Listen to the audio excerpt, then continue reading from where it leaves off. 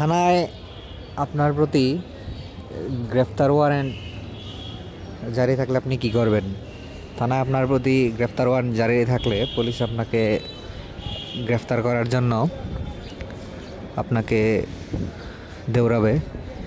সেক্ষেত্রে আপনি গ্রেফতার এড়ানোর জন্য যেই মামলার জন্য আপনাকে পুলিশ দৌড়াচ্ছে অথবা গ্রেফতার ওয়ারেন্ট ইস্যু করার জন্য আপনাকে পুলিশ গ্রেফতার করার চেষ্টা করতেছে, সেই আদালতে একজন বিজ্ঞ আইনজীবীর সাথে আপনি দেখা করবেন। দেখা করে তাকে আপনার আইনজীবী হিসাবে নিযুক্ত করবেন।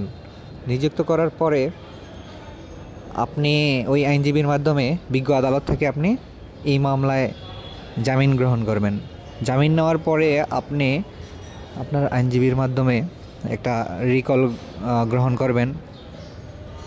রিকল গ্রহণ করার পরে আপনি যে থানার গ্রেফতার ওয়ারেন্ট জারিকারী অফিসার আপনাকে ধরার জন্য দৌড়াচ্ছে, তাকে সে তার কাছে রিকলের কপি জমা দিয়ে দেবেন, অথবা থানার মুন্সির নিকট রিকলের কপিটি জমা দিয়ে আসবেন। সেক্ষেত্রে পুলিশ আর আপনাকে গ্রেফতার করবে না। আর সবচেয়ে ভালো হয় যদি আপনি মামলার ওয়ারেন্ট হওয়ার সাথে সাথেই আপনি আদালত থেকে জামিন নিয়ে নেন। ধন্যবাদ, সবাই ভালো থাকবেন।